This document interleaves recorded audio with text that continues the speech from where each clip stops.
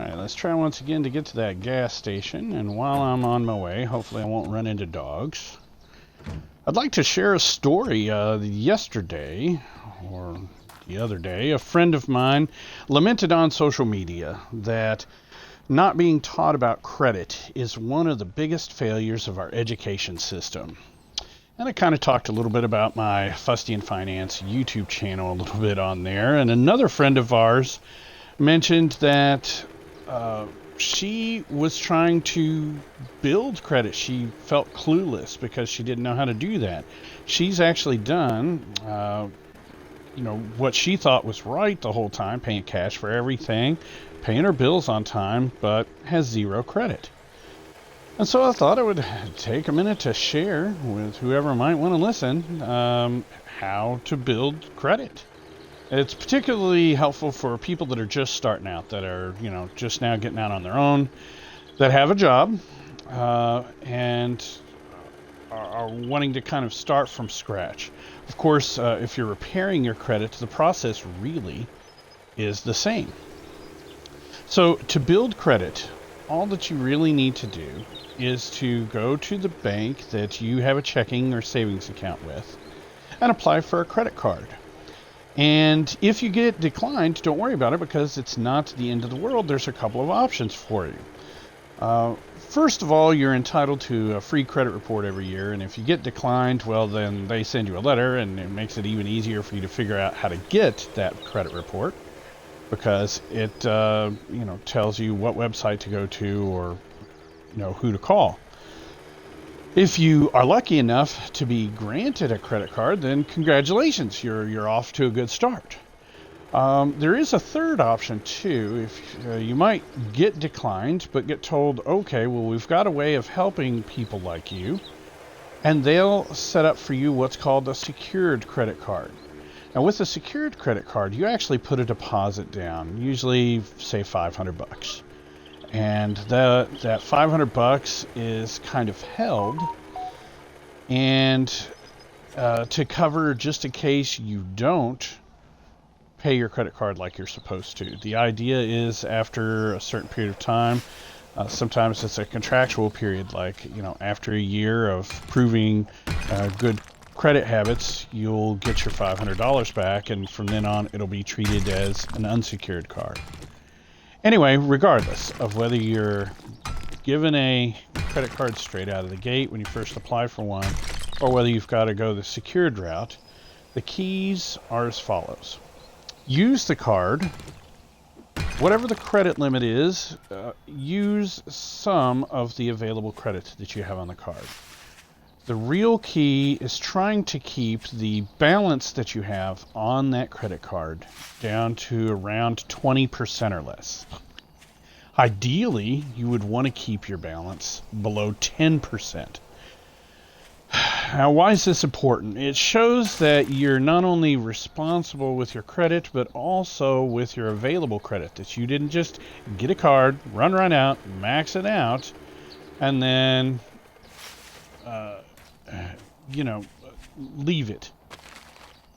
So you want to put 50%, you want to, on a $500 credit limit, you would want to have $50 of purchases on that card.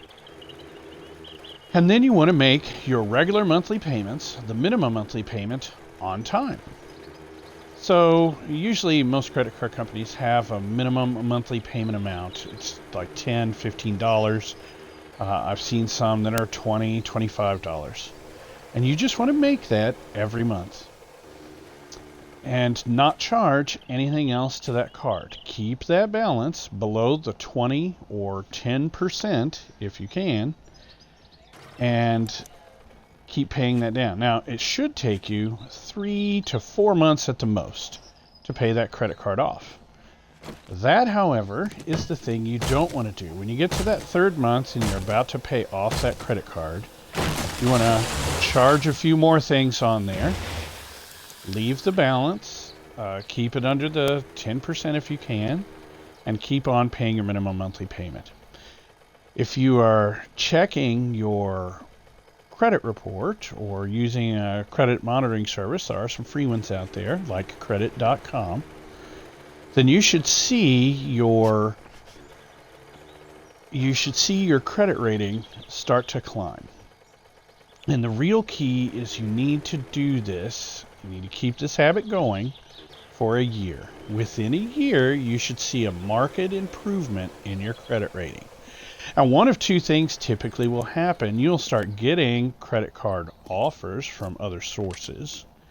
The same thing still applies. If you take advantage of any of those offers, you want to keep the outstanding balance below 10% of your available credit. You want to make your payments on time. A lot of people think that if you get a credit card, what you want to do is use it and pay it off. Okay, I'm going to use it for groceries and I'm going to pay it off every month. And while that is very responsible, that does not prove to credit card companies that you are able to responsibly use credit. That just shows that you're able to pay your bills each month. I know it seems like an oxymoron or self-defeating, I don't know, but that is the way it works.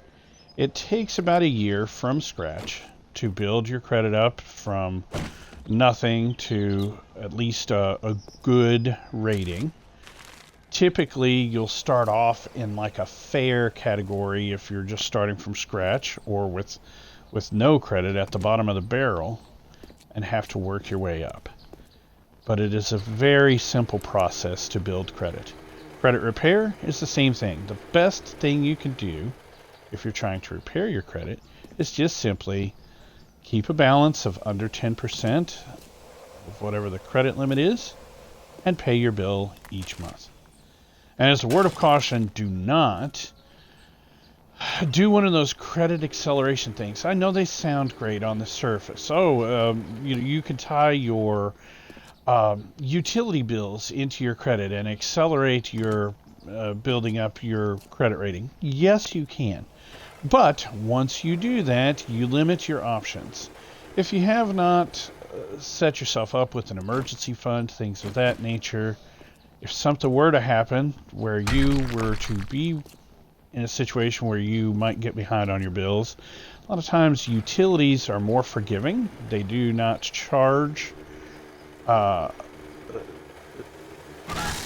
they do charge late fees, but they're just more forgiving of late payments because there's something that people have to have versus a privilege. With credit card companies, they take a real dim view of late payments. With utilities, you can work out payment arrangements, things if you get into a tight spot, and there might come a time where you might need to do that. Having that tied into your overall credit score would then end up working against you rather than for you. So I don't know if that's exactly what you were looking for, Brooke, but that is one way. If you've got other questions, though, you can hit me with them. You can email me them, fustyandfinance@gmail.com. You can Xbox message me, whatever, but that's a way that you can build credit. And as you start to build credit, as you start to get some of those offers or whatever, the maximum number of credit cards that you want to have at any given time is 3. 3 is the magic number. Any more than that doesn't necessarily adversely affect you as long as you have the ability to pay them and as long as you keep your total outstanding balances on all your cards below 10%.